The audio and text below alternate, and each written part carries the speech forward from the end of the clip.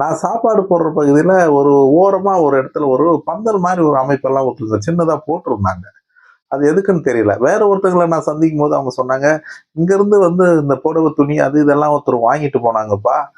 இந்த நாய்க்குட்டிங்க மழையில நனையக்கூடாதுன்னு சொல்லி ஒரு பந்தல் போடணும்னு சொல்லி வாங்கிட்டு போனாங்க. அது நீங்க சாப்பாடு போடுற பகுதியில தானே?" அப்படின்னு சொல்லி கேட்டாங்க.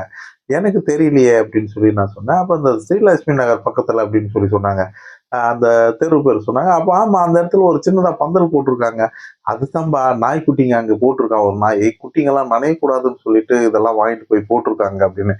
நான் சாப்பாடு போடுற பகுதியில எனக்கே தெரியாம நாய்களுக்காக நாய்க்குட்டிகள் நனையக்கூடாதுங்கிறதுக்காக ஒரு பந்தல் போட்டிருக்காங்க.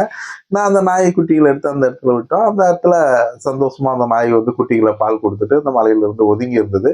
அப்ப யோசிச்சு பாருங்களேன். மனிதர்கள் இல்ல, மனிதாபிமானம் இல்ல அப்படின்னு சொல்லிட்டு இருக்கிற இந்த உலகத்துல தான் நமக்கே தெரியாம எவ்வளவு நல்ல மனிதர்கள், மனிதாபிமானம் உள்ளவர்கள் இருக்கிறாங்க. ஆ மனிதாபிமானம் இல்லாதவங்க எனக்கு தெரிஞ்சு ஒரு சிலர் தான் இருக்காங்க. அவங்கள நம்ம கண்டுக்க வேண்டாம். மனிதாபிமானம் உள்ள மனிதர்கள் நெறையவே இருக்காங்க. அ அவங்கள மட்டும் நம்ம யோசிப்போம்.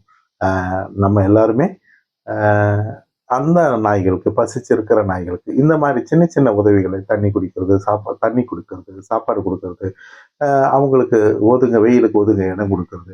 இந்த மாரியெல்லாம் செஞ்சா அவங்க வாழ்ந்துருவாங்க. நிச்சயமா மனிதமும் இந்த உலகத்துல வாழும்.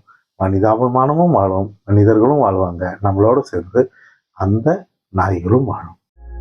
நீங்களும் உணவளிக்க உதவலாம். Please help us to feet.